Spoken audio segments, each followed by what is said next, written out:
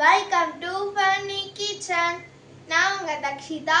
இன்னைக்கு நம்ம என்ன செய்ய போறோம்னு பார்த்தீங்கன்னா நான்வெஜ் தான் செய்ய போறோம். செட்டிநாடு ஸ்டைல்ல நாட்டுக்கோழி கிரேவி தான் செய்ய போறோம்.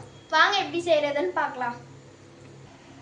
இதுக்கு இஞ்சி பூண்டு அப்புறம் தேங்காய், இதில் இது வரமிளகா 2, அப்புறம் பட்டை, ஏலக்காய், கிராம்பு, இது என்னதுமா சீரகம்.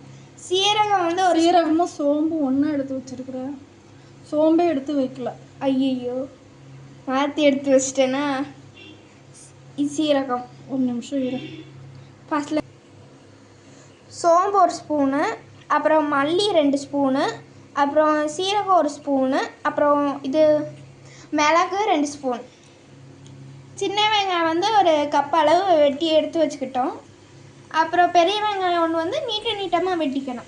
அப்புறம் தக்காளி 4 பீசஸாக வெட்டிக்கோங்க. இது நாட்டுக்கோழி. நாட்டுக்கோழி வேக வச்சுட்டேன் குக்கரில். ஏன்னா அந்த சிக்கன் மாதிரி இது வேகாது. அதனால் ஆல்ரெடி குக்கரில் ஒரு 4-5 விசில் விட்டு வச்சாச்சு. ஓகே, இப்போ வாங்க எப்படி செய்கிறதுன்னு பார்க்கலாம் கிரேவி. இப்போ இது சட்டி எடுத்து வச்சு எண்ணெய் ஊற்றியாச்சு. எண்ணெய் ஊற்றி இப்போ நம்ம இதெல்லாம் எடுத்து வச்சிருந்தோம்ல அதெல்லாம் போட்டுடலாம். அம்மாவுக்கு உடம்பு சரியில்லை, அதான் நானே பேசுகிறேன். இது சளிக்கு நல்லது நாட்டுக்கோழி. அம்மாவுக்கும் சளியனால் தான். இப்போ இதை நல்லா ஃப்ரை பண்ணிக்கலாம். இது டீப் ஃப்ரைல பண்ண தேவையில்லம்மா. இப்போ சின்ன வெங்காயம் சேர்த்துக்கலாம்.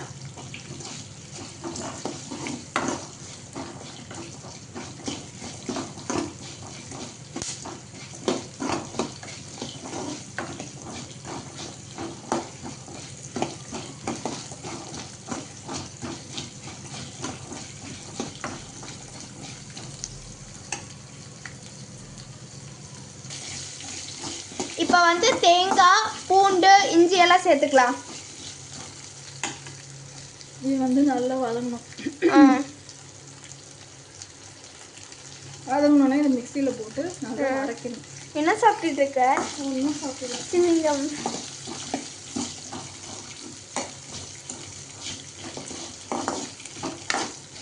லக்ஷ்மணா சுவாமி ஹேர் ஸ்டைல். லக்ஷனா பாய் மாதிரி மாறிட்டா. அழகா இருக்குல்ல? திரும்ப யார் சின்னதா ஸ்டைலா இருக்கா? இத அவ இப்படியே எடுத்து போட்டுப்பா இந்த பக்கம். ஓ பேபில வரும். ஓ பேபி மூவில வரும்ல, சமந்தா போட்டு வாடில. பாப் கட் நல்லா வதங்கிருச்சா? இன்னொன்னு மிக்ஸி ஜார்ல போட்டு அரைக்கணுமா? அதை அரைச்சிக்கணும். இது ஆறுன பிறகு தான் அது கழுவு மிக்ஸி ஜார். இப்போ இது இந்த மாதிரி ஒரு சின்ன பவுலில் ட்ரான்ஸ்ஃபர் பண்ணி காய வச்சிடலாம். ஃபேனில் ஒரு 2 மினிட்ஸ் 3 மினிட்ஸ் காய விட்டால் போதும். இது காஞ்சிரும். அது காயறதுக்குள்ளே நம்ம சிக்கன் கிரேவிக்கு இன்னொன்று செய்ய வேண்டியது இருக்குது. அதனால் வாங்க இன்னொன்று செய்யலாம். அது நாட்டுக்கோழிக்கு நல்லெண்ணெய் தான் ஊற்றணும். நாட்டுக்கோழிக்கு நல்லெண்ணெய் தான் ஊற்றணுமா?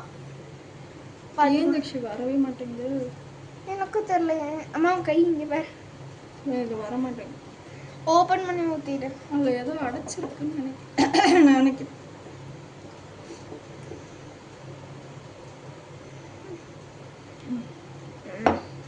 அதே சட்டி எடுத்து வச்சு நல்லெண்ணெய் எடுத்துக்கலாம். எத்தனை ஸ்பூன்மா? இது 2 டீஸ்பூன் வருமா? சும்மா 2 பட்டை 2 கிராம்பு. 2 பட்டை 2 கிராம்பு சேர்த்துக்கலாம். சேர்த்துட்டு ஆனியன் சேர்த்துட்டு நம்ம பெரிய வெங்காயம் கட் பண்ணி வச்சுருக்கோம்ல, அது இதுக்கு தான். இப்போ அதை சேர்த்துக்கலாம். இப்போ நல்லா ஃப்ரை பண்ணிக்கலாம். ப்ரௌனிஷ் ஆகிற வரைக்கும் ஃப்ரை பண்ணுவேம்மா. அப்போ இது நல்லா ப்ரௌனிஷ் ஆகிற வரைக்கும் நம்ம ஃப்ரை பண்ணிக்கலாம். இப்போ வெங்காயம் இந்த அளவு வதங்கின வரைக்கும் போதும். இன்னும் வதங்கணுமா? நாட்டுக்கோழி சளிக்கு ரொம்ப நல்லது. இந்த நம்ம செட்டிநாடு மசாலா போடல, மிளகு நிறைய போடணும். இல்லை மிளகாத்தூள் கம்மியாக தான் போடணும். மிளகு நிறைய போட்டால் சளியெல்லாம் எடுத்துடும்.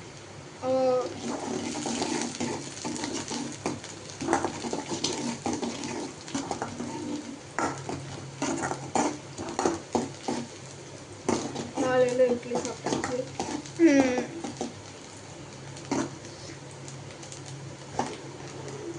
இங்கே ஃபுல்லாக 9 நாள் லீவு பொங்கலுக்கு முடிஞ்சிருச்சு. ஆமாம். ஸோ லாஸ்ட் 3 டேஸில் தான் ஹோம்ஒர்க் நான் பார்ப்பேன். லாஸ்ட் 3 டேஸ் இல்லை, லாஸ்ட் டே. இப்போ தக்காளி ஆட் பண்ணிக்கலாம்.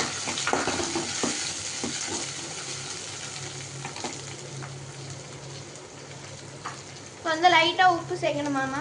ஃபுல்லாக உப்பு போட்டு. இப்போ வந்து நம்மளுக்கு தேவையான அளவு உப்பு சேர்த்துக்கலாம்.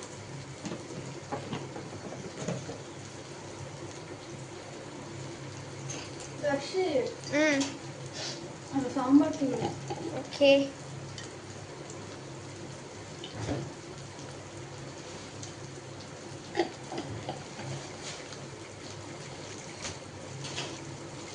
எத்தனை ஸ்பூன்?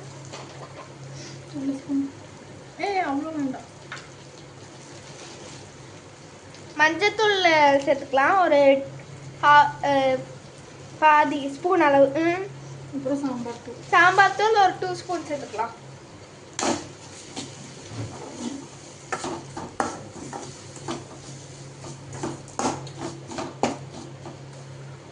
சிக்கன் தண்ணி ஊற்றிடும். சிக்கன் சேர்த்துக்கலாம். இல்லை சிக்கன் தண்ணியாக சேர்த்துக்கலாம். அந்த வெங்காயம் தக்காளி நல்லா வதங்கணும். சிக்கனோட தண்ணி மசாலா ஆறிடுச்சுன்ட்டு.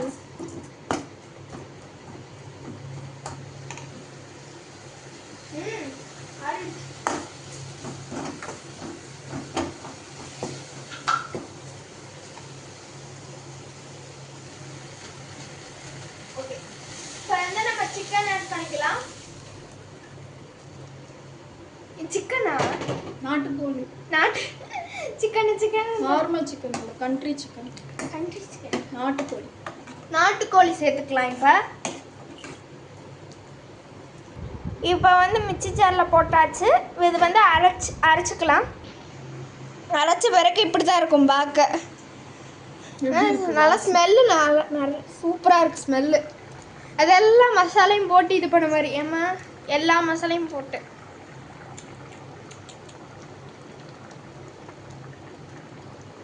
இப்போ வந்து அதை இந்த இதில் சேர்த்துக்கலாம். தண்ணி கிரேவியில் தண்ணி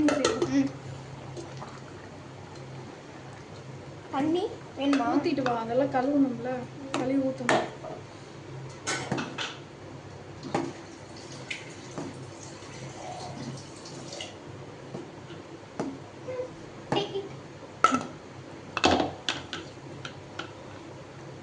அவ்வளோதானா கிரேவியே? சிம்பிள் தான். 5 மினிட்ஸ் ஒர்க். வாசம் நல்லா இருக்குமா? எனக்கு சளி பிடிச்சதுனால வாசமே இல்லை. அம்மாக்கு மூக்கு அடிச்சு கடி. இப்போ வந்து கொத்தமல்லி சேர்த்தாச்சு ரைட்டா. Chettinad gravy ready. Chettinad gravy வந்து இப்போ ரெடி ஆயிடுச்சு. நீ சாப்பிட்டுட்டு பாரு, அப்படியே சளி மூக்கொழியாவே வந்துடும். தொண்டை கட்டிக்கிச்சு நல்லா. காலையிலேருந்து தொண்டை வேகும். அப்புறம் எங்கள் 2 பேர்கிட்ட மாங்கன்னு கத்திக்கிட்டு இருந்தா. அவ்வளோதான். ஏன்னா இது மசாலாலாம் முன்னாடி வதக்கி இருக்கோம்ல, கொதிக்க வைக்க தேவையில்ல, அப்படியே ஸ்டாப் பண்ணிடலாம். அவ்வளோதான். பண்ணி இதை கொஞ்சமாக ஊற்றி சாத்தில் பிசைஞ்சு சாப்பிட்டோம்னா சளிலாம் அப்படியே மூக்கொழியாவே வரும். ஏன்னா இதில் எல்லாமே வந்து நாட்டுக்கோழி இருக்கு. சளிக்கு நல்லதா. மிளகு சளிக்கு நல்லது, சீரகம், சோம்பு எல்லாமே நல்லது. அதெல்லாம் சளிக்கு சரியாயிடும். ஓ, இப்போ ஆஃப் பண்ணிடலாமாம்மா? ஆமாம், அவ்வளோதான். கொதிச்சது போதும். இப்போ டேஸ்டிங் அப்போ நாங்கள் காமிக்கிறோம். ஆஃப் பண்ணிவிடு. டேஸ்டிங் அப்போ பார்க்கலாம் கைஸ்.